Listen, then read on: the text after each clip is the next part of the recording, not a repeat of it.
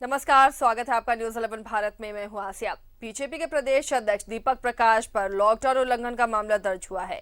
उन पर disaster act के तहत मामला दर्ज किया गया है। बीजेपी इसे राजनीति से प्रेरित कदम बता रही है तो कांग्रेस इसे नियम संगत बता रही है। अब इस मामले पर आरोप प्रत्यारोप का दौर शुरू हो गया है।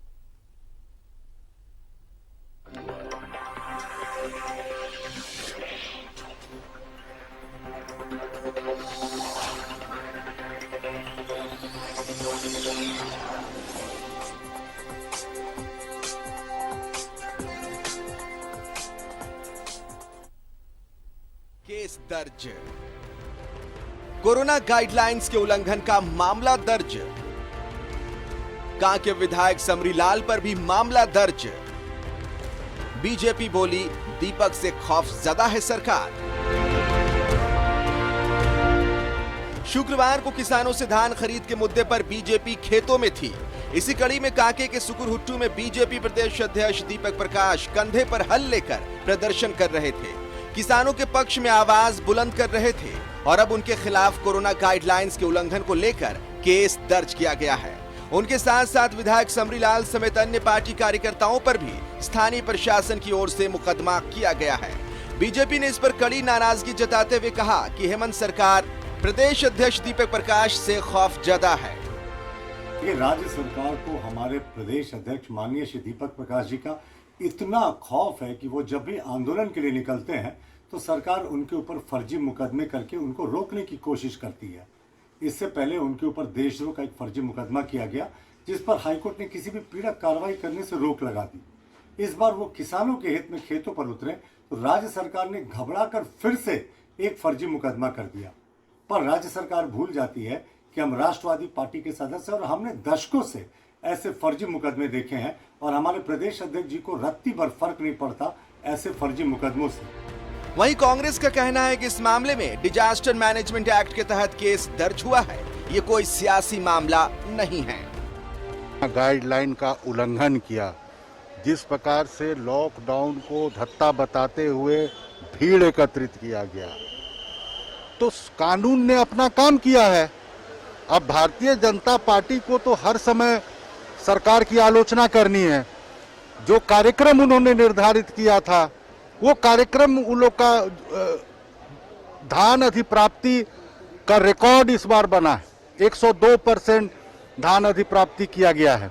उनके कार्यकाल में 56% से ज्यादा धान अधिप्राप्ति नहीं हुई थी। तो कहीं ना कहीं मुद्दा विहीन हो चुकी भारतीय जनता पार्टी को। अब सरकार कानून अपना काम कर रही है। कानून ने देखा कि भाई इन्होंने कोरोना गाइडलाइन का उल्लंघन किया, तो स्वाभाविक तौर पर वो डिजास्टर मैनेजमेंट एक्ट के तहत कार्रवाई करेगी। अब इस पर भारतीय जनता पार्टी के लोगों को नागवार गुजर रही है। तो उनका कार्यक्रम में न किसान सम्मिलित हुए।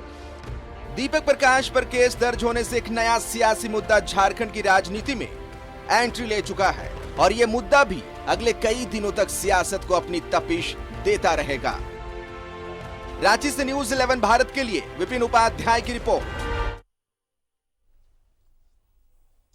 इधर बीजेपी एसटी मोर्चा अध्यक्ष शिवशंकर उरांव ने बीजेपी प्रदेश अध्यक्ष दीपक प्रकाश पर हुई प्राथमिकी की जानकारी मिलने पर मीडिया से बात की और सरकार को तानाशाह करार दे दिया। वहीं उन्होंने पिछले दिनों लातेहार में पुलिसिया बर्बरता का शिकार होकर मारे गए व्यक्ति के परिजन को मुआवजा और नौकरी देने की मांग भी की। वर्तमान हेमंत सोरेन की सरकार, वर्तमान झारखंड सरकार, आम जनता जब अपने खेत खलिहानों में अपने हक के लिए निकल रही है तो एक तरह से घबरा गई है और वो भारतीय जनता पार्टी जो आम लोगों को, आम नागरिकों को उनके हक अधिकार के लिए साथ दे रही है, तो चुन करके हमारे भारतीय जनता पार्टी के प्रदेश अध्यक्ष, आपके अनुसार प्रदेश अध्यक्ष पर एफआईआर किया गया। एफआईआर करो, जितना करना है करो, लेकिन भारतीय जनता पार्टी के कार्यकर्ता आम जनता की, आम नागरिकों के अधिकार और हक के लिए निश्चित तौर पर। इधर बीजेपी प्रदेश महामंत्री आदित्य साहू ने भी इस मुकदमे को लेकर सरकार पर तंज कसा है और कहा कि नियम सारे विपक्षियों के लिए ही हैं। बार इस बात को बोलते हैं कि जब से जेएमएम कांग्रेस की सरकार बनी है तब से किसी न किसी रूप से दुर्भावना से ग्रसित होकर के भारतीय जनता पार्टी के नेताओं को, कार्यकर्ताओं को प्रताड़ित करने का काम सरकार कर रही है।